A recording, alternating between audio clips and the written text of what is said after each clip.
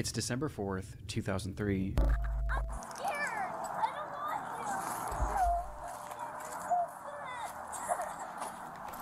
I'm gonna go try to get them to stop doing that. A police officer walking in a local park in Arlington, Virginia, is approached by a concerned family, claiming that someone in a nearby neighborhood had been shooting off a flare gun. The officer could hear it too, and following the sound, he eventually found himself at the home of 56-year-old James Yu. The man lived alone in his half of this duplex and was described by neighbors as a recluse known to exhibit unusual behavior. Across social media, he made posts claiming that he was the victim of fraud at the hands of all sorts of government agencies, as he had a deep distrust of the US government as well as law enforcement, and he believed that numerous people were attempting to kill him, like his ex-wife, the FBI, and even his neighbors. His posts seemed entirely nonsensical, and so did many of his actions. In the months prior, he had covered up all of his windows with garbage bags and aluminum foil, and he even wrapped his trees in toilet paper. And though these actions are entirely harmless, on this day, things were becoming far more troubling.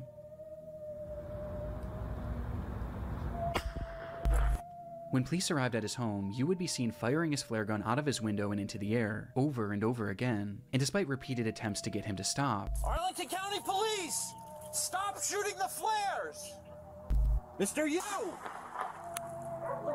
he didn't let up, shooting 41 flares in the span of just 25 minutes. What? And he did it all with no explanation. In fact, he didn't even say a single word. Understandably, police were eager to get Yu out of his home for questioning, as at this point it wasn't obvious whether or not he was a threat. And so for hours and hours they called out to him, first asking and then demanding that he exit his home. James, Arlington Police. Come to the front door with your hands up. Do it now. I cannot put it on screen, it's bugged. Building surrounded. But still, there was no response. Growing impatient and worried that Yu might be planning something, the police would eventually bring in a specialized vehicle to bust down the door and spray the inside of the home with gas, all in an attempt to draw Yu outside. James, stay away from your front door. Stay away from your front door, James. And in response, Yu began firing once again. Only this time, he wasn't using flares.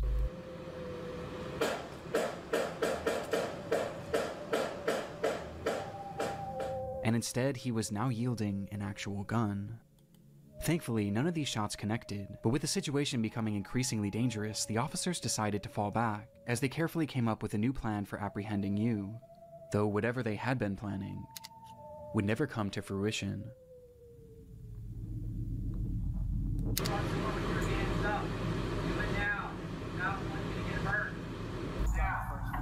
Yeah.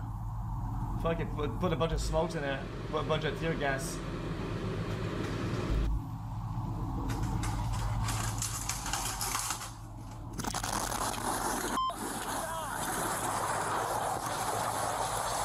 What? I don't remember this being that massive. What?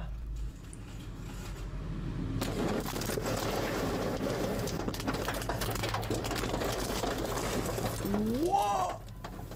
That's insane! In a split second, the home was gone. But as a the massive house explosion just rang out from inside the house, reducing the entire structure to rubble. Oh my god, this officer dude, this guy got lucky As a as massive fuck. explosion rang out Brother, what if there's a brick there? inside the house, reducing the entire structure to leaves rubble. Inside the house, Yu had stored 55 gallons of gasoline in his basement, which he saved for that moment to ignite with no warning and no explanation.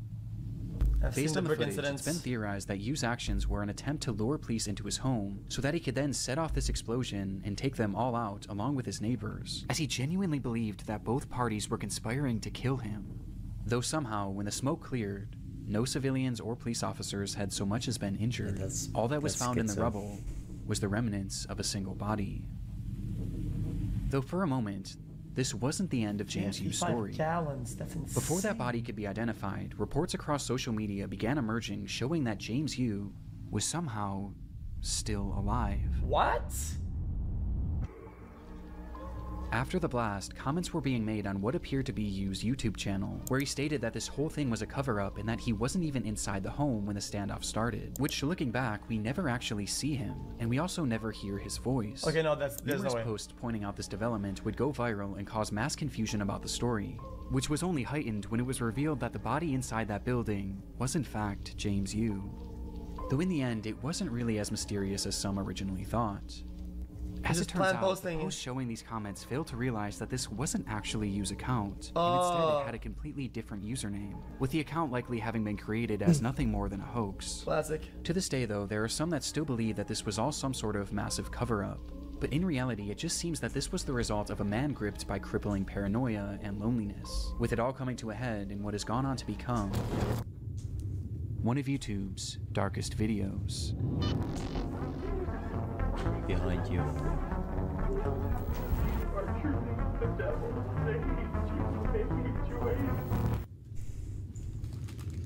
Oh my god, thank you. What is it? No, wait. The internet is a dark and disturbing frontier. This year alone, countless people have fallen victim to high-profile data breaches, raising serious concern about personal information security. Ticketmaster experienced a breach compromising over 560 million. Wait, where'd you get those? I got them at Target. At the what? Target. Are they official? Official, yeah. Chat, look, chat.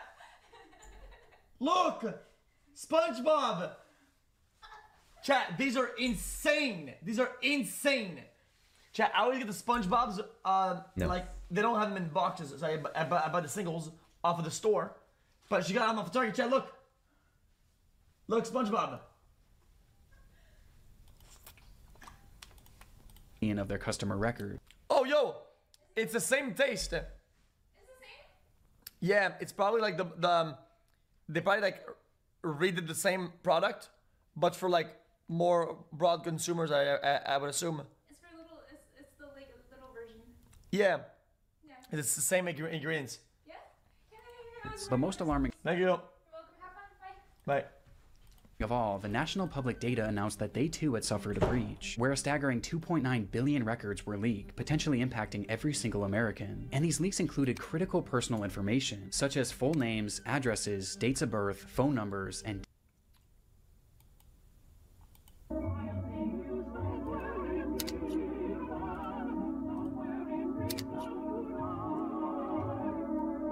there was really nothing else like it. This obscure 27,000 square foot structure allowed visitors to enter into what must have felt like another dimension. It was an exhibit called Dream Space, and was the creation of British artist Maurice Agus, a 74-year-old artistic visionary obsessed with the idea of creating large-scale surreal environments. Bro, is that rot? What's up with the black spot? Bro, there's active open-air rot. 74-year-old artistic visionary obsessed with the idea of creating large-scale surreal environments. And this was his magnum opus.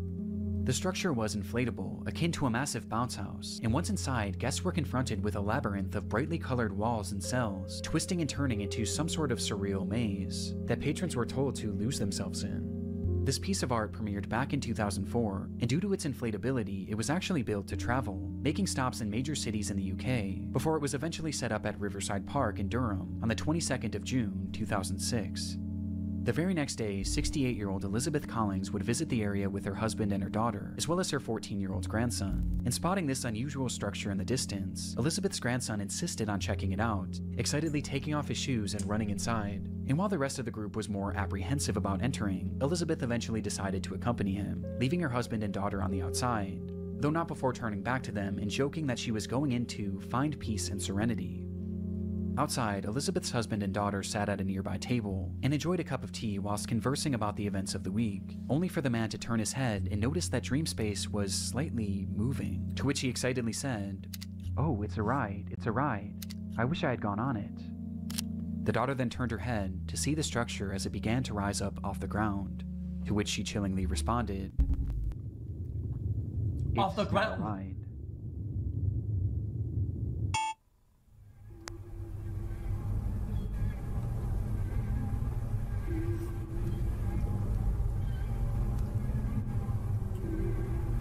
Well, yeah, wind and then because of the thing, it'll lift.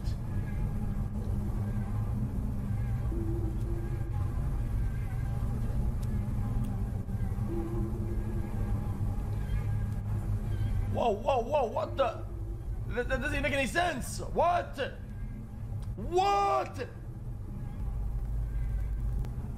In that moment, Dreamspace had snapped from its moorings and was blown into the air by a massive gust of wind. Agus just so happened to be standing at the entrance as it began to shift, and noticing what was happening, he grabbed on as he desperately tried to hold down his entire life's work. Though clearly this was of no use, and after being lifted in the air, his grip failed, sending him falling back to the ground below where he lay staring up at his creation, that was now flying 30 feet above him.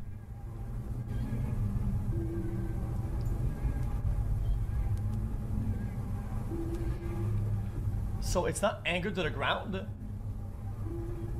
It is. It's just like a tent, and inside there were as many as 30 people who were now being thrashed around this giant inflatable structure in a scene that I truly can't even imagine. The claustrophobia of it, the dizzying colors, the screams, it's genuinely one of the most horrific scenarios I've ever heard. The inflatable structure was airborne for well over a minute, folding into itself before finally crashing back down into a parking lot, leaving behind what was described by witnesses as a field of bodies. Worst of all, the majority of those in attendance were families with small children, with one 7-year-old girl recounting her experience, saying, "It was very scary and people were screaming. I saw a lady clinging on and then falling out, and then she was lying on her back with people around her. I think she died." This lady was most likely 68-year-old Elizabeth Collings, who had been ejected from the structure when it was in the air, with her injuries being catastrophic and unsurvivable. Of all the others now sprawled throughout this field of grass, most were left injured, but I'm not making a joke. I swear I'm not making a joke. But it's like luck. It would be like luck, no? Based on how it's flying. It's like random, like Plinko. Like you'd be going down like in the peg. Hopefully not in serious condition. Though this wasn't the case for 38-year-old Claire from Edge, who had been inside during the accident with her 2 children. And despite her kids surviving, she was sadly not so lucky, with Claire and Elizabeth being the sole fatalities of the incident. The video is terrifying, and though it's easy to say that this could have been so much worse, considering how many people were in Dreamspace at the time, the consequences were still catastrophic, as it devastated 2 families, and likely left many others at the scene traumatized for life, especially the young children. But how could this have happened? Well, that day was particularly warm, which likely caused the air inside the structure to expand, causing a hot air balloon-like effect, which was then exacerbated by sudden strong gusts of wind, which eventually caused the structure to go airborne, as in the end, it just wasn't properly secured for the conditions. Soon after the incident, Maurice Agus was arrested for manslaughter, though he would ultimately only end up paying a small fine, as he vowed to never create a large work again. Just a few years later, in 2009, Maurice Agus would pass away, with his legacy forever being defined by this devastating footage. Well, I mean, guys, come on, man. Guys, come on. Guys, the city party accepted the art piece or whatever. A lot of groups probably greenlit the project for people to go in or whatever. Just the location. He probably has to rent this spot, whatever. A lot of people have to be involved and say, yeah, this is good. Just wanted to make an art piece, and they all said it was okay. The guy's not some fucking engineer, you know? Like how could he have defined by this devastating footage? He couldn't.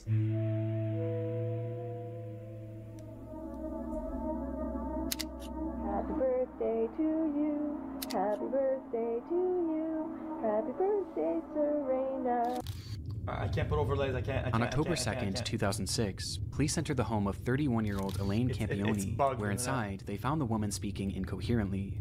Next to her was a VHS camera, depicting a series of disturbing events that had transpired within the home over the previous months and days, with the footage eventually finding its way onto YouTube. Why can't I put browser sources there on OBS? I mean, it's August 8th, 2006. Happy birthday to you. Happy birthday to you. The tape starts with Elaine pointing her new camera at her daughter Serena. It was her 3rd birthday, and to celebrate, Elaine had left a brand new bike in the living room. What is it? It's a bike. Days later, the footage continues, showing Serena once again as Elaine asks, How does Mama love you? This much. Oh, I love you more than that. How much does Mama love you? Elaine then shows her other daughter Sophia, who was just a baby, before turning the camera on herself and showing the kids how the device worked. Hi! See how the camcorder works? Look. Yeah, it's a farmer. Look. Hi! Bro, Is that Mommy? MD, the chat overlay So far, works. the footage seems like nothing more than your standard family home videotape, and appears completely wholesome. Though with the next recording, the tone begins to shift, and things start to become slightly concerning. Sorry, I was talking. Deplorable, horrible, messy, filthy apartment that supposedly my 2 children and I live in, and it's just a horrible, horrible mess. Yeah. I think Diego Campione is totally in the wrong, and I hope he burns in hell for all his sins. The same as Leonardo. As Elaine shows the camera her home, she begins joking about how they are living in deplorable conditions, before randomly calling out 2 men who she says she hopes burn in hell, all while her children are in the same room. She starts to grow more and more agitated. All I wanted to do was take care of my 2 little girls and live happily ever after the 3 years of physical, emotional, and mental abuse that I endured tremendously by Leonardo Campione, and in the past year from Anna and Diego Campione, the mental and emotional abuse. Outright saying that she was abused by a man named Leonard Campione, who happened to be her ex-husband and the father of these children. And she goes on from there, with each moment clearly making the kids more and more anxious. And I want justice to my family for what they have all done to us. I cried out for help. They should have charged him for the assaults he did to me. Eventually causing Elaine to snap out of it and stop the camera. And my poor 3-year-old, I did everything to protect. And what are you saying, Sophia? What do you want? The video then skips forward once more, with this footage being taken just days before the police were called, showing Serena coloring on the floor as Elaine asks, "Who loves ya? Mommy. Who loves you the most?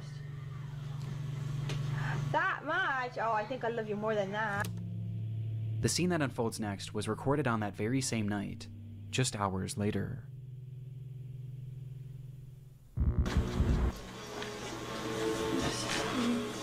Recording this because Leo and I are very happy. Everything's gone.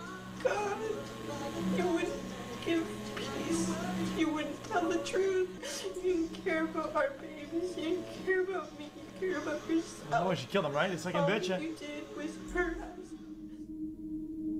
In the video, Elaine states that everything is gone, as she speaks to Leo directly, accusing him of having ruined their lives with his constant abuse. You are truly the devil. And I hate you. I hate you. I hate you. I hate you. I hate you. I hate you. I hope and not. I want you to know how much I hate you. Disturbingly, the children were nowhere to be seen in this footage, with Elaine eventually addressing them by saying, God believes me, and God's taking care of them now. They're protected by God. Thank God. And thank Him. Because there's no way I could have them with you. Nothing's good enough for you. It has to always be your way. Well, they're good. And you can have it your way. Your wife and your daughters are dead now. We're all in heaven. According to Elaine, not only were her children gone, but she was too. As she stops the recording. Nah. Bro, that narrative is bullshit. And a lot of people even try that, like some criminals and shit. They always say, "Oh no, it's because of this," and I can't even have that because they're abusers or whatever the fuck. Hey, listen, buddy. This is classic crab mentality. If I can't have it, you can't have it. It's more about her getting an ego check than what's right for the children. She's a dumb fuck. Forget it. Soon after.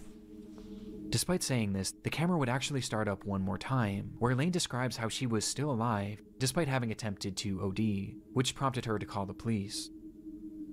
When officers arrived at the home, both Serena and Sophia were found laying in her mother's bed, holding hands, and wrapped tightly in rosaries.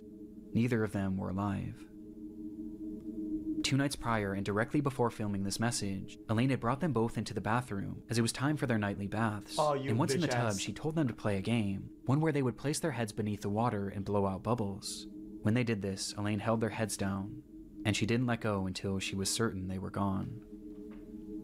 This footage is some of the most disturbing that I've ever seen, as we get a glimpse into Elaine's descent into madness, in the moments directly before she stole her children's lives. But all of this leaves one obvious question.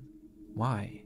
Well, it was noted during her investigation that the abuse she alleged from her ex-husband Leo seemed to be very real and well documented over the years, leading to Leo not being able to see his children for over a year, with this causing the two to separate, which is when Elaine's mind began to deteriorate. She began believing that people— Why, if the guy was abusive, would he really get the custody of the children if she was gone? Would he get it if he was like knowingly and recorded and all that and very abusive or whatever? People were following her and were going to kill her, with this fear of people eventually shifting to a fear of aliens, as she claimed to have seen them on numerous occasions, believing they were following her. Because of this fear, she refused to let her children out of her sight, not even allowing her own parents to look after them, causing her to become so attached to these children that she genuinely began to believe that they were all one entity, which made things incredibly concerning when she became suicidal and eventually attempted to take her own life. Despite Leo's more than troubled history, he had supposedly turned his life around in the years leading to this footage, and was eventually allowed to start visiting the children on a limited capacity. And seeing the children and seeing the way their mother was behaving, he began to grow incredibly concerned, and eventually attempted to gain full custody.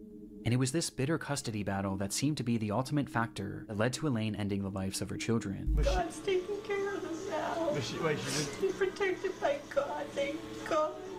Thank you. Because there's no way I could have them with you. Yeah, so it's just you can't Elaine have Campione would be charged with 2 counts of murder and would eventually be sentenced to life in prison, with a possibility of parole after 25 years. Today, she's held in a minimum security prison, where she's free to leave once every weekend to attend church and other functions. Why? Wait, these people can't wait. Dude, I have really like hot and cold opinions about criminals, whatever. I think for me, there are very clear lines in what I find to be.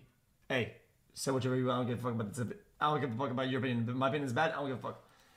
Unrecoverable, unsalvageable humans. If you go down this far into this, there are so many things you have to think and do to do these bad things that I don't give a fuck. You're unrecoverable. It's why even bother taking the risk? You already took 2 lives. Fuck that.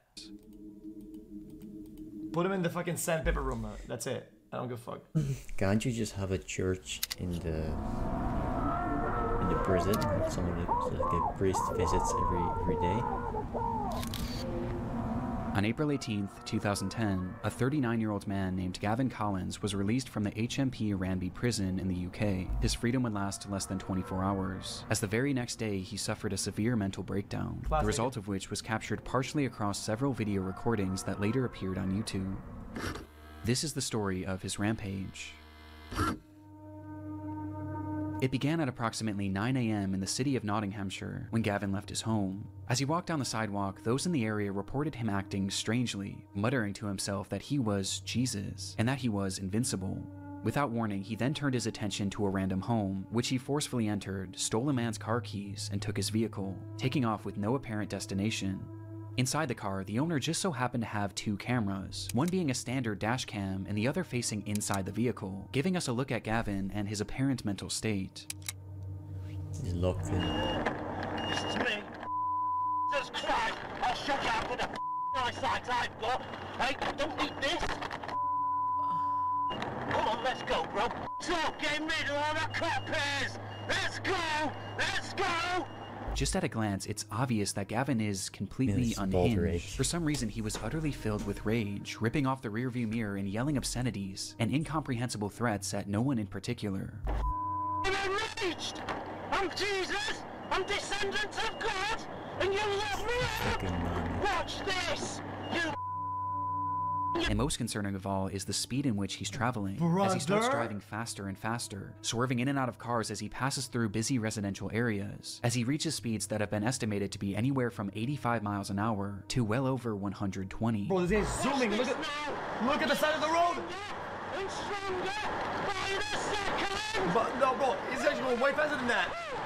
But somehow, despite countless close calls, every time he avoids collision. How? At least for the time being.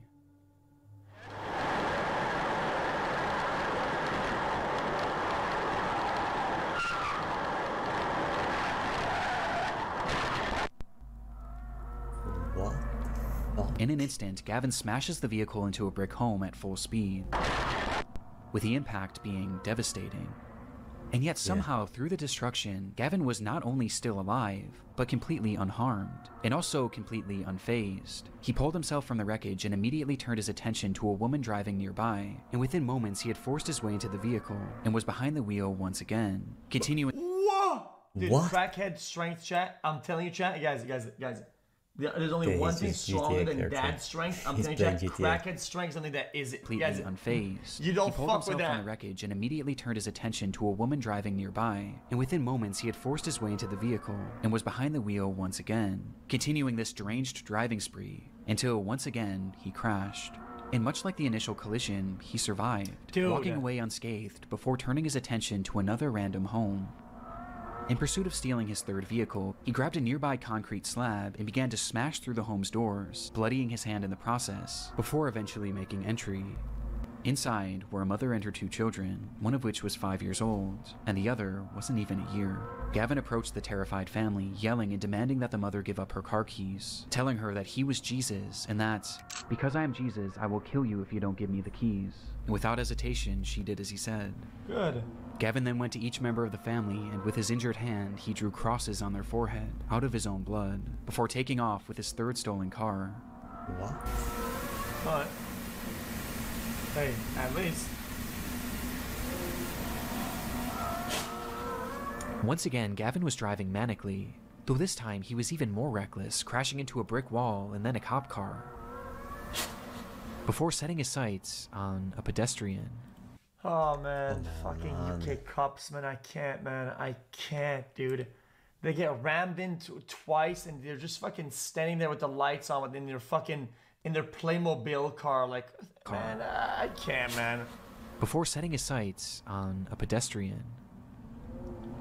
While speeding through a neighborhood, Gavin would see a man standing innocently near a bus stop. And for whatever reason, the sight of this man enraged him, causing Gavin to slam on the brakes and reverse the vehicle, stepping on the gas as hard as he could, and crashing directly into him, leaving him lying there with devastating injuries.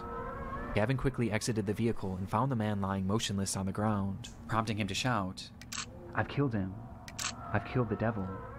Minutes later, Gavin would crash yet another car into yet another home, though this time the police weren't far behind.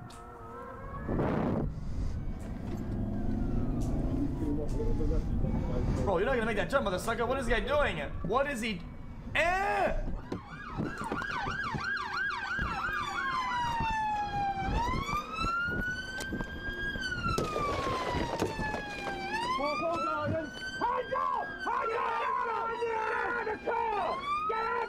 Oh, that was the police footage.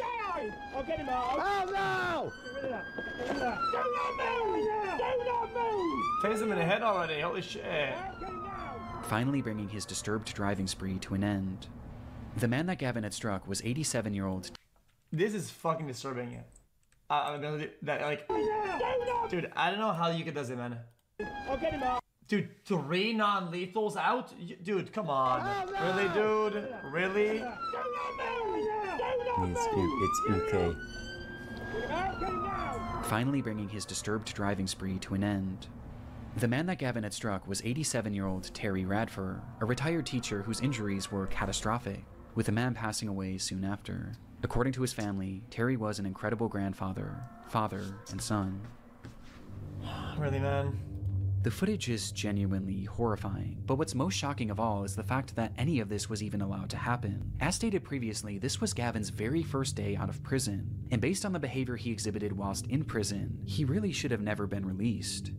Gavin was granted an early release in March of 2019 for charges based around burglary, but just as he was set to be freed, it was discovered that he had submitted an adulterate drug test, which caused his case to be re-examined and resulted in his release being postponed. In response, Gavin lost his mind. Later that month, he assaulted a prison guard before spraying him with an unknown liquid that contained bleach, before proceeding to set his cell on fire and attacking another officer with a piece of wood. Due to his actions, Gavin was placed into an isolated cell, where less than a week later he started yet another fire, and when an officer entered his cell to put it out, Gavin struck them in the head and pulled out a plastic knife, threatening to slash him, stating that it would be a thrill to kill him. Gavin's stay in prison clearly hadn't rehabilitated him. In fact, it seemed to have made him more violent than ever before, and more mentally disturbed. Though shockingly, despite all of these additional crimes, Colin's release would go on to be approved less than 2 weeks later, with Gavin being set free on April 18th. And within just 24 hours, Terry Radford... Yeah. I'm not pro-torture, okay? But if you do stuff like that and you're in prison, guys, the punishment should be at months with the mittens. It's a device I call the mittens. And you don't get to use your fingers. You only get, it's like it's like flush, right? And you can't do anything with it. I mean, how are you going to make a fire with that? How are we going to attack somebody with a knife like that? You can't use fingers. It's what it is. Would be brutally killed. Gavin was sentenced to 21 years in prison, and during his trial it was revealed that no drugs were found in the system. And instead, this all seemed to be the result of some sort of psychotic episode that just so happened to be captured on camera in one of YouTube's darkest videos.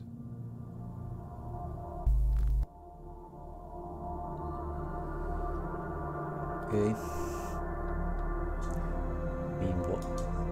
Okay, next video. Make pedophiles afraid again. I love it. This 11-year-old girl talking about things that were done to her that shouldn't have been done. Developing, in certain areas. And so one thing I want to note on is how close sex offenders live to schools around here. Oh, God, I'm just a rotten sack of shit. I am so sorry.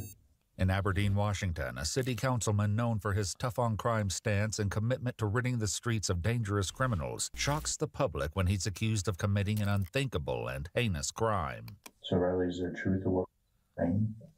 The following footage has never been seen before.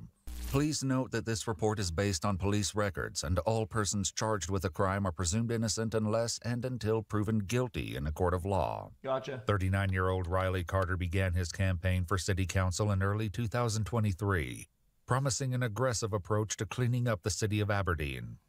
In January of 2024, he began serving as an elected official. What? However, on July 30th, 2000... Here, this is just an observation that I made. The people that tend to focus, they do things, focus on this type of thing, right? They say that this is bad, this is bad, this is bad, this is bad, right? Very often, the only reason they think that way is because that's all they think about, right? So they are the bad person and they project. They try to make themselves feel better by doing something good, even though they're very perverted themselves, right? Because that's the only thing they can think about. They never think normally, ever. So that's the only way they're able to live. 2024, a jaw-dropping accusation by his stepdaughter sends police on a search to arrest him. Just saying, if you notice some people and all they think about is a specific thing that you know is bad, but even if they say that it's bad, they admit that it's bad. After that's probably something there's a massive part in their head. He's led in handcuffs into a small interrogation room by a detective who's determined to find out if there's any truth to the horrifying claims. Be cautious with these people. Shockingly, it was his own wife Maya who initially confronted him about the disturbing truth his stepdaughter revealed. I started freaking out on him, like, how could you? What the fuck is wrong with you? Kind of a thing. And he was just really calm and said, no, I didn't do this. And I hung up, and then he just took off. I guess he just left. Did he say anything to you about it? He just said that he didn't do it. He swears up and down he didn't do it. Due to his status as a city councilman, the Aberdeen Police Department requested the investigation to be handled by the Grays Harbor Sheriff's Office in an effort to avoid a conflict of interest. After reading his Miranda rights, the interrogation begins, but Riley has yet to realize the source of the allegations. Riley explains he had a typical morning, but everything changed when Maya arrived home. And then I heard the front door open and shut. And so I come out, and I have this, she's and she has by the hand, and then she's walking out the door, and I asked, well, what's going on? When Maya left with no response, he called her cell phone for an explanation. She accused him of committing an unthinkable act and hung up the phone. However, as Maya explains, their conversation continued over Facebook Messenger. What the fuck is when she realized she had no tangible evidence of his crimes, she decided to take a risk. And I bluffed and said, I have you on camera, just seeing if that would incite anything out of him, and he just stopped responding to me at that point. As Riley explains, Maya's anger over the situation was visceral, and he was left with a chilling command. I go down to the basement. Wait, that's insane. She told me, so I did set up a rope. I thought about it. I really did. Because I'm done, man. I'm done. I am just done. I'm maxed out. I am maxed out. Everything that we have gone through in life, everything. And now this? And it doesn't matter because being on city council, everybody knows now. Bro, this I kind of like the way it's so delusional, it's so insane that this guy is like somehow finding a way to be the victim of everything. Over now. And we were right there, man. Everybody was amped up. We were going to change some things and everything. And now that's gone. It's gone. It's all gone. June 24th, just 1 month prior, Riley posted a video to his Facebook page in an attempt to shed a light on criminal activity in his neighborhood. These videos will have an eerie... Hey, one, we took the babies for a drive around town to get a nap, so I thought we were going to make a video about how I feel certain things. Their lives been Aberdeen. I want no way, killer environment. Relevance later when the exact allegations are revealed. Buddy, how are you? We're out driving around, got the babies to sleep. It's just one of those days, I guess. Anyways, I thought it'd be a good idea, maybe take you guys along with me, and we'll go drive around downtown, and we'll just go look at things, and maybe I can talk about things, you know, that beard is terrible. Different, or things to be improved Dude. on, or whatever it may be. But this is so like that beard is fucking terrible. So one thing I want to note on is how close sex offenders what the fuck is that, around here. How close they are to bus stops. How easy it is for them to just have instant access to anyone or anybody's kids here. You know, in each of these neighborhoods. Sorry, I didn't have my brakes there because looked like a tweaker came shooting out of the alley and almost got in front of my car. Which is something, you know, that really needs to be addressed, okay? All right, so I know one place a lot of people want to see is the camp underneath the bridge. I will state, however, I have my baby girls with me, so that beer is disgusting. I'm not going to take them down there just because I said it. People know who I am around here. And last thing I would want is another bald criminal. Another bald criminal. I could see me going to prison because somebody hit my daughter with a rock and I beat that person to death. I mean, that's just, come on. Wouldn't you do that for your own kids? Despite his apparent determination to do whatever it takes to protect his children, as it turns out, Riley's shocking secret was revealed by his own 11-year-old stepdaughter, whose name has been redacted from the interview to protect her identity. So statements weren't made to initially. She told her counselor today that they were talking about something different and broke down crying and said she didn't want to talk about it. In a recorded interview with his stepdaughter's therapist, she explains what happened earlier this morning, when it quickly became clear that something was horribly wrong. So we had an appointment at 2 o'clock, and she'd been displaying some behaviors and had reported 2 weeks prior that was mean to her. So we were going to talk more about it today. She said she didn't want to talk about it. She didn't want to say it out loud. In an effort to help the child, she suggested writing it down. However, the disturbing words she wrote on the page left the counselor in shock. When she wrote that down, like, can you tell me about what her emotions look like and how she was acting? So before she wrote it down, when she said she didn't want to say it out loud, she started just staring down at the ground. She was like stone cold. You could tell she was checking out, and she was kind of fidgeting her hands. And I've been her therapist for probably a little bit over 2 years. And she's never acted like that. So that was out of the norm? That is completely out of the norm. Her facial expression looked as if she was scared, like fear. And then she wrote it down, and then she kind of had this look of, oh no, or I'm in trouble, or something. The haunting words written by the child will later be revealed. For now, in an attempt to understand her claims, investigators begin to dig into their familial relationship. So can you talk about what your relationship is with and how long you've been in her life? And since she was 4, I think she's a great kid. She's I don't know how to explain it. Always just outgoing, but kind of keeps to herself. Explore with us loves teasing, man. Good kid. They always, dude. They're the only Prime channel that does this. They tease and they lay off the information. I remember they did this with the. Yes and no. Those. I always kept in the back of my head that there's going to It's be with a the time car when where she gets to know her real they bad. stole a car And so and then killed two that's people. a line that Like, needs to be respected. you had And two older that's not me teenagers to and a try to younger take teenager. that place. I remember. Just stay available, you know. That's about the best. I'm I not can sure what do. the video is called. Okay. What, like, how close would you guys? Some people are against the fact that They were also like teasing therapists us can there. talk if it's a child, right? Because they don't really confidentiality if you're an adult. But I find it to be extreme. Yeah, if you really think about it, right? The people that don't believe in therapy and shit like that, a lot of people, most people, right, can't do the right thing for themselves, and most of the time they will not do the right thing to help themselves, right? Even adults, right? The fact that the therapist can talk, it's a lot easier for people to help and people to do stuff, which I think is actually fantastic. That's my thing. As far as being her, you guys.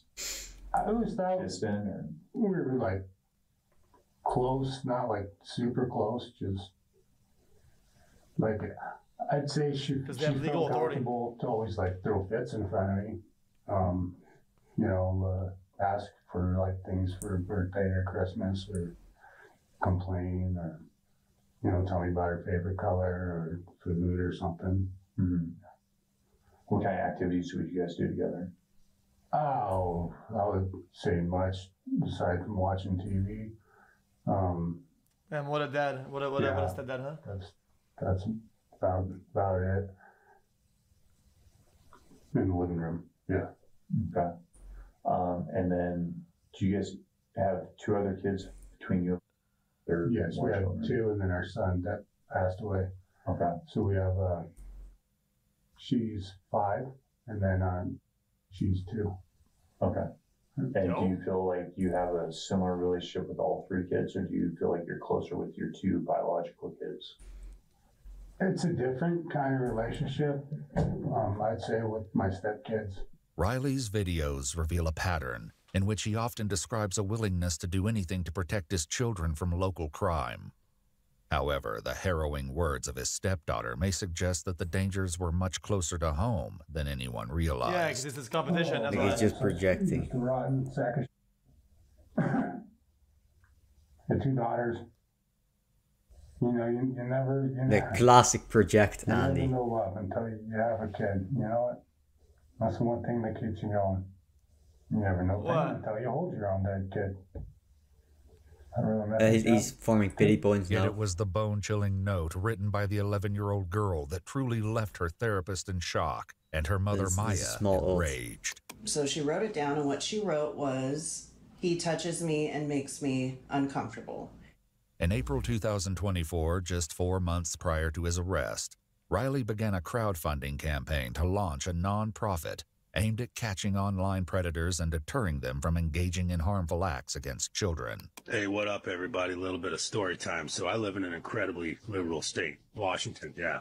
And every time I wear this hat out in public, you know, people always give me those looks of, ooh, it's a MAGA hat. Ooh, it's so bad. He hates everyone. But then they read it, and usually they have a pretty good laugh, you know, in support of it. Then again, you still do get those people that are offended by it, but, you know, imagine that in a blue state. Ha! You know, ooh, they have rights too. No, they don't. The victim does, but they shouldn't have any. So, pretty cool hat, make pedophiles afraid again. I love it. So, yeah, people always mistake it for a MAGA hat, and it's just great. His videos seem to express that he would go to any lengths to ensure their safety, becoming a vocal advocate for devoted fathers. Hey, what's up, everybody? Want to make a quick message for you on this Father's Day, right? So here's the deal. A lot of women out there are doing the whole, I'm more of a man than my man, so them dudes, they don't need no appreciation with this us, Stop it. Just stop it. Here's why, okay? You think that it's an empowering moment, but the problem is, you're trying to take something away from a lot of really, really good dudes out there that are actually really good to their kids, right? What? And there are actually a lot of really hardworking, awesome single moms out there, right? That they pull both roles, and they do deserve that recognition. Bro. So if you're not feeling validated, don't take it out on everyone else. Thank you. This message was brought to you by an American that gives. Have a wonderful day. Given Riley's outspoken stance against preying on children, the question remains, do these horrifying allegations hold any truth? Fully aware of the chilling details, having spoken to the girl himself, the detective continues his efforts to extract answers from Riley. I sat in an interview with just a little while ago and watched her basically relive it again when she was having to describe what was happening. I don't know how it's not projecting. It's almost the same process. I think it's them being upset that they have a certain urge, and the way that they treat that is by saying, oh, they go at people that have those urges or whatever. Does that make sense? Yeah. I remember in class, this is where I get this idea from, right? There was some preacher guy, very anti-gay, because obviously he's a preacher guy. Despite what you believe about that, right? But he of course he was gay as shit himself. But despite what you believe about that, the people that approach these issues or approach these topics with a more reasonable approach, they tend to have a more reasonable mindset. All the radicals, all the retards, when they say stuff, when they make statements, it's probably one of two. Either they genuinely believe this and are just very delusional about it, or they are projecting hard, right? Just like this guy. It's just because that's all that's going on in their head. That's all they think about all day. Right? When you have these people that you hear them talking about pedophilia so much all the time. Well, there's a pretty strong chance that if they're talking about it all the time, they're thinking about it all the time. And what's the when you get the probability? What's the percentage on the general population? Right? It's maybe 0.01% or something, right? But what's the percentage of the people that think about it all the time, literally all the time? Dude, it's like 80%. Like, come on, man. No. Project Andy. It's not the existing process, but sure. But she was very descriptive of what was happening. And like I said, we're not here to cast judgment. We're not here to label people. And I understand, there's things that happen in our lives that cause us to make mistakes. But it's an 11-year-old girl talking about things that were done to her that shouldn't have been done. It's like closeted gay people being homophobic, exactly like yeah, that. It's yeah. like the research with people that fucking like I said, hate gays or whatever, right? Yet get hard way more than others when they see gay porn. It's just right. You have these religious people, and obviously most religions say that being gay is bad, right?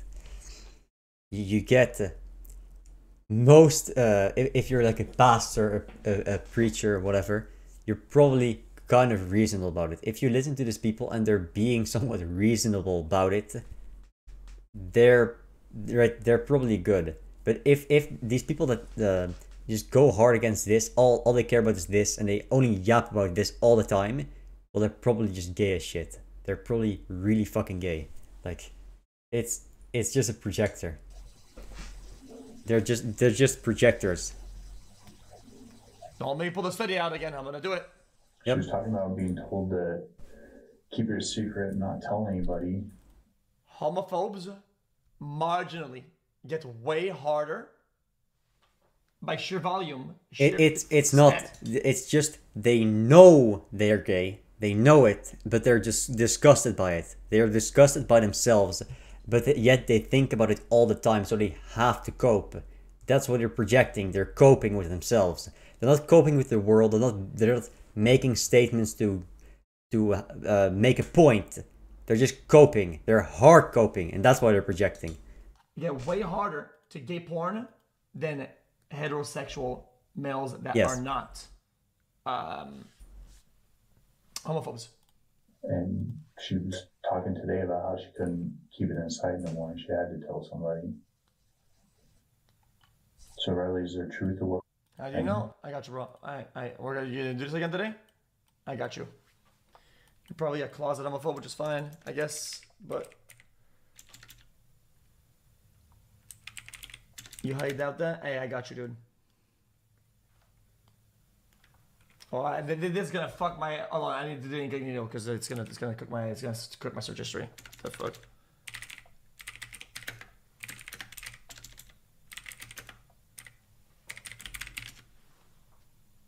Hold on.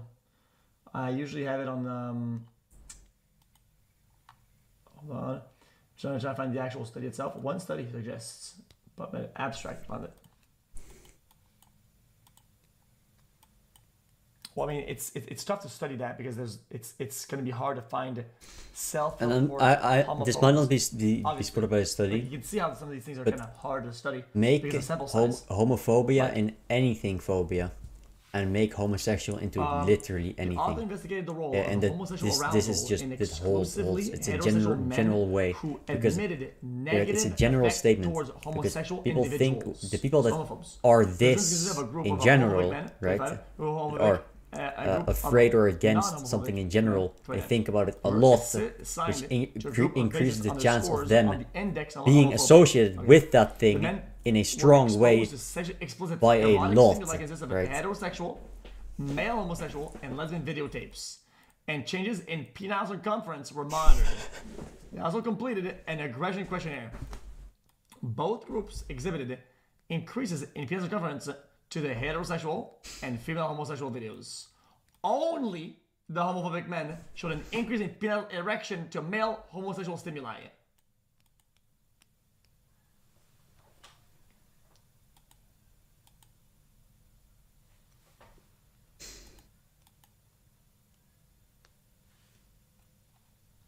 Only the homophobic men showed an increase in penile erection to male homosexual stimuli. Okay, so now you're trying to discredit the study because it's old and it's small. They project, okay. They cope. So unfortunately, right, the way that I approach this is, okay, fair enough. It's old, it might be outdated, okay? Then give me any other that proves the opposite. Because if all you have is evidence of one, right, then surely you have newer evidence of the opposite. Because now you make the claim. I made the claim. I back it up with a statistic. Now you go ahead. Make the claim that it's not that, and back up with a statistic. Go ahead. It's how it works. It's how it works. Even expose the potential dangers lurking on their residential street, captured on their home surveillance system.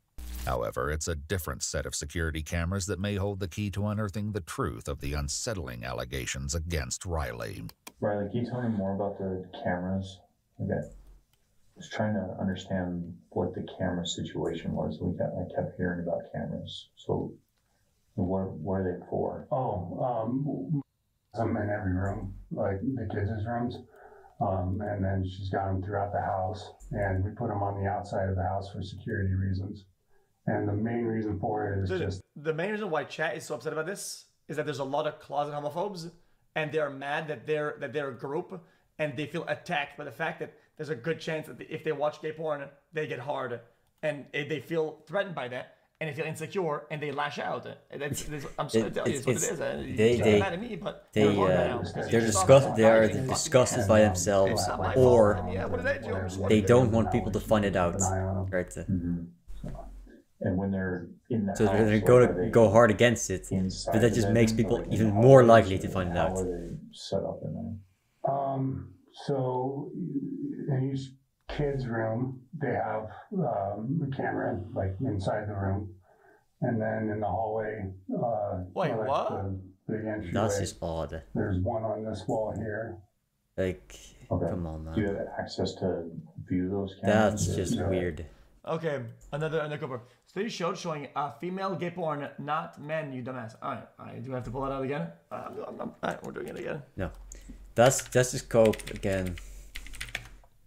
Dude, you don't need the study to know that it's right. I know that it's right. I have a feeling that it's right, and I'm right. I know it. I don't need to see this study. Just sexually erotic stimuli. Heterosexual. Take it away. Because I know that I'm Male, right. homosexual, Because I already and have the proof. all three of them. So all People that talk are think about what the they talk. majority of the So if you categories. talk more, you think about the things that you talk about more. According to Maya, Right? however, and Then, if you talk about a specific thing a lot, you think about that specific thing a lot. Right? And if you're against a specific thing, you also think about that specific thing a lot. Right? So, if you're very much against homosexuality, then your chances of being a homosexual is very high. If you're very much against pedophilia, your chances of being a pedophile is very, very high. That's how it goes. That's how it goes. Right? If you're against like YouTube censorship and you think it's criminal in every way, and you talk about this all the time on every fucking video, then your chances of being a fucking retard lazy bum on YouTube is very high, right? That's how it goes. alarming discrepancy was uncovered when she reviewed the footage. You just saw that. My daughter told me that he was unplugging You don't need all of a the study for cameras this. that It's led so to obvious. her room. I went Like, and I checked once you make this the connection, it's cameras so on my obvious. phone. In the time frames that she told me he's been unplugging the cameras, there are no footage. And I've noticed that they've been unplugged or whatever. I thought it was her. The plug to that camera is at the very top, like almost touching the ceiling. So it's not something that she can reach unless she pushes her chair up there, which would be caught on camera if she did that. It looked like this is 7:30 is when the earliest recording Also, is this what morning. the fuck That's is this unusual. room, man? And then I went back and checked all the cameras that are upstairs that What face her the door, fuck and is this every room? single one of them is most days it's after 7:30 a.m. Every single is piece when of they this all start room is a recording. piece of They dog have every shit. other cameras on Yeah. around the house. Yes. They're not off. Only the ones leading to her room and in her room were off. Correct. With only The the bed is child's shit, claims, the the chair is detectives shit, must work there's to get shit a on the confession ground from Riley everywhere. himself. Even The officer urges why him is to there admit to the a horrifying act, telling a him tap, their only a goal is water to get tap to the in the bottom of room? the truth. However, Riley hesitates as he grapples with what to do next.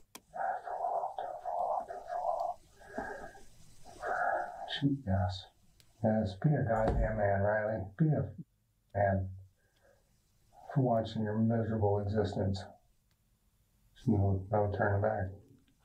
I hate those fake skits. We're already at So this skits. point. I think it's so We're cringe. here. True. I don't want to say it like that. There are things that I did do. As the interrogation continues, the investigator urges Riley to confess. However, getting a straight answer from him will be no easy task. When you woke up today, this was the last place you'd expect to be. But it's what we do moving forward from here is what's going to affect a lot of lives.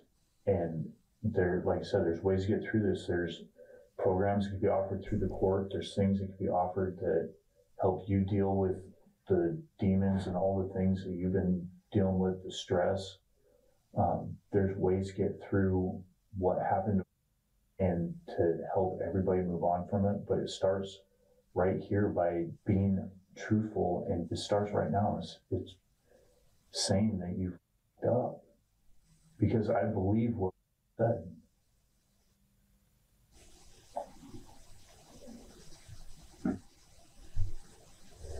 It's Now the officers get out, really hard and to the floor starts to shake, and then accept to roll cinema. things for what they are. It's the There's sandpaper certain room. things in life you don't recover from. I want to tell you guys, I do. I'm trying. I got all night, Riley. And you guys got families. That's important. What? You know,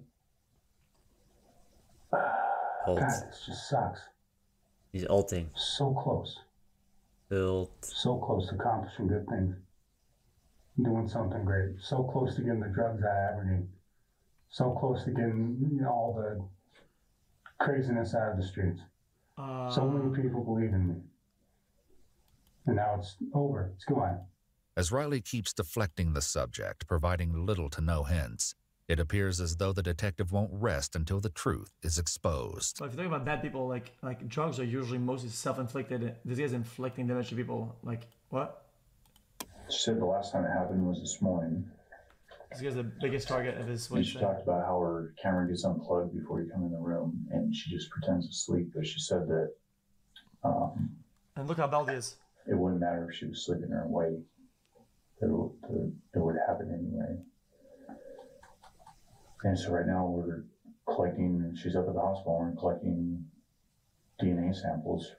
And this is an opportunity where I'm offering you a chance to explain what happened and if a mistake was made, and it's time to be truthful and take ownership of the mistake and not let it catch up to you down the road being proven by DNA, because you get touch DNA off of things all the time. There's the sweat glands in your fingers contain DNA.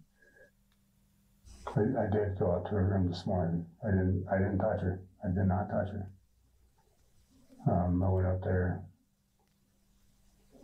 I don't remember, see if she wanted some nuggets or something. So I made some nuggets for the younger ones. Yeah, that's Cap. If you didn't touch her this morning, what would cause you to say that happened? I don't know. And what would cause her to say that this wasn't the only time that it happened? It's happened lots of times. I don't know. The disturbing admission finally unveils the truth, though nothing prepares the detectives for the sick and twisted reasoning he'll later give. About how many times did this happen?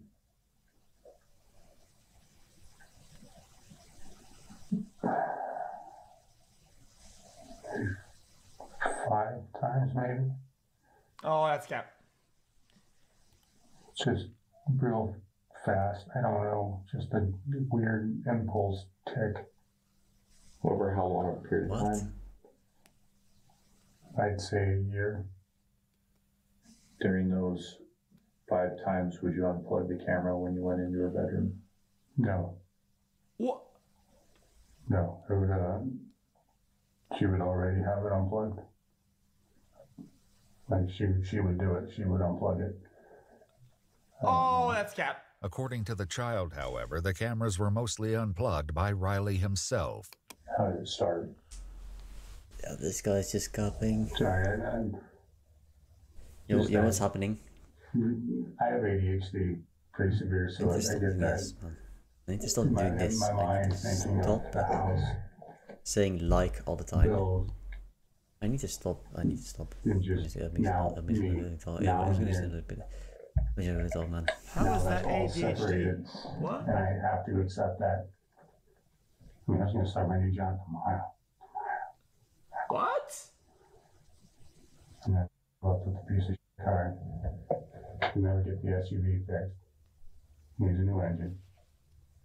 Now I got to worry about her. How's she going to make it? How's she going to do things?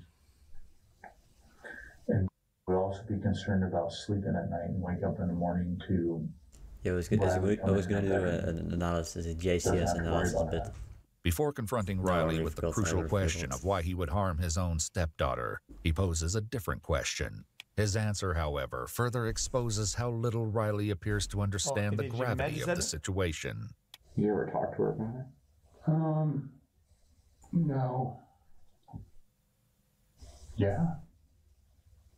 Actually, I apologized to her twice. When it happened, or just randomly?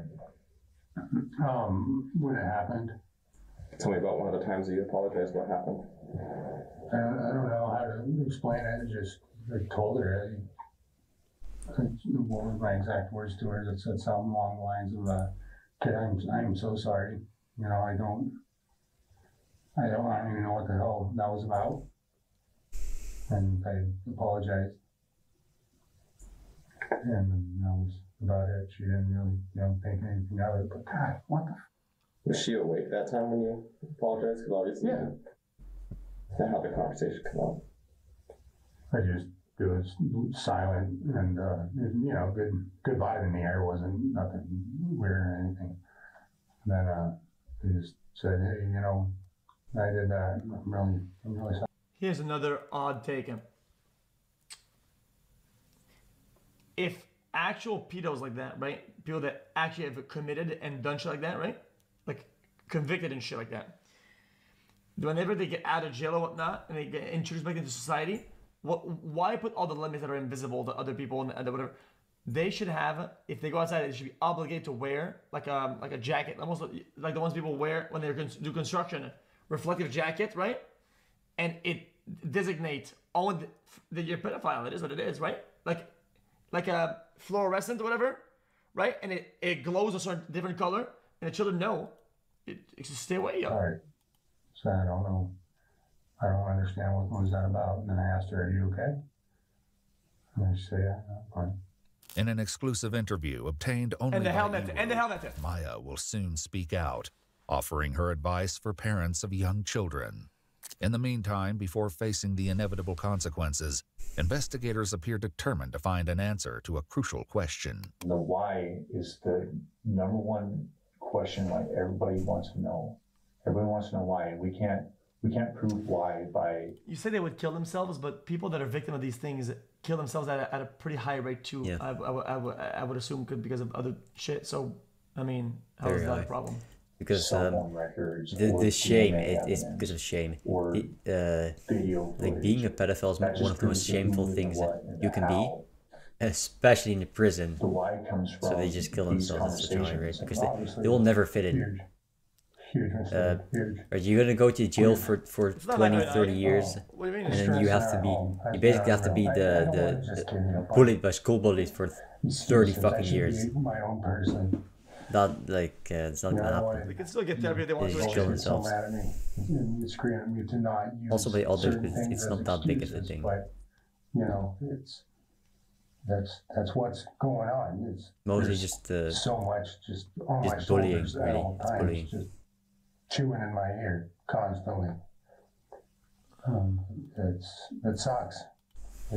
If an offender of sex crimes can do it again, at that point, in my opinion, it's almost the state's fault off the rip. Why? Because they shouldn't be allowed to even be in a position where they can do it again. Really I think I don't think that's a fair take. Like I said, it's not even a sexual thing. They don't feel attracted. So wearing a helmet and a vest, how is that a problem? Impulse.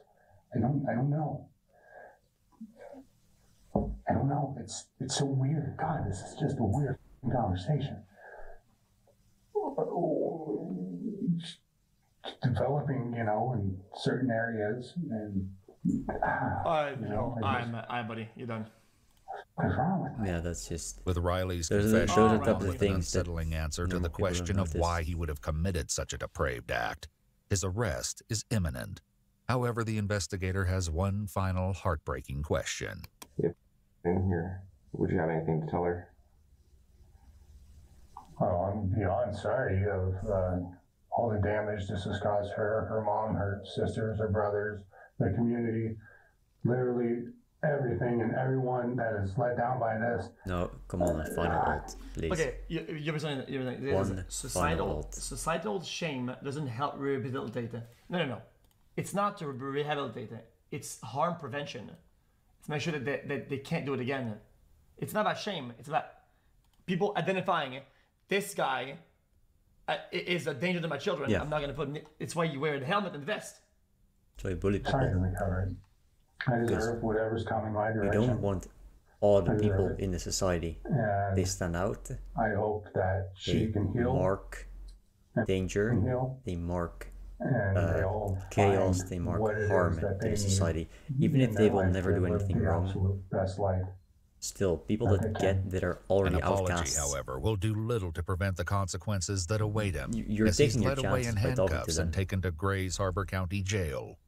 In the meantime, Riley's wife Maya shares red flags she noticed after his arrest and offers advice for parents, hoping to prevent the same terrifying fate from happening to others. He did not get along with my boys because my boys are on the spectrum and they clashed a lot. They're teenage boys. And so I didn't think anything of that until everything came out. It wasn't a red flag in the moment as it was happening. But then, like, after this all came out, that's what was actually happening. It's like, oh, crap. Background checks mean nothing. For women that are dating right now, background checks mean nothing because he had nothing. He was squeaky clean. Just behavior. And behavior. I had... Huh? Came out. It wasn't a red flag in the moment as it was happening. But then, like, after this all came out, that's what was actually happening. It's like, oh, crap. Background checks mean nothing. For women that are dating right now, background checks mean nothing because he had nothing. He was squeaky clean. And I had 4 children when I first met him. I didn't really see any red flags at first. Nothing really happened to a severity. I should have been paying attention to it until we bought our house together, and then I was 100. Well, weird vigilante behavior is a massive red flag. Mm-hmm. It's usually like weird, like rebent energy from somewhere else. That's just what it is. Like people that is like this vocation that they want to be like this Batman guy. It's something that's being curbed into that. Like it's not 100% reliant on him. I had quit my job. I helped him get sober so that he can go back and get to work and everything. And no woman should ever put herself out for a man. Just even though you think you love him and you think it won't be him, it probably will be. After Riley's arrest, Maya explains that the public response to their situation has led her to becoming a target of unexpected scrutiny, with many people questioning why she has cameras in her children's rooms in the first place. I do have disabled children that require severe supervision, and they've been in home care and like all these sorts of different cares, and I was advised by professionals to have these cameras. 39-year-old Riley Tyrell Carter was officially charged with multiple counts of first-degree rape of a child and first-degree child molestation. How much? While in jail, Riley is Maximum, swabbed please? for DNA, which will later be compared to the assault kit performed on the 11-year-old girl. His bail was set at $150,000. On August 2, 2024, a press release from the city of Aberdeen announced his resignation from his city council position. Though the case is still ongoing, Maya was able to inform Iwu that a trial is currently set to begin on March 11, 2025.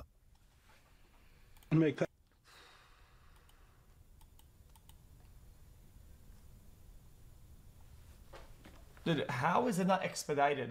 I don't... man, legal system is so fucking bullshit.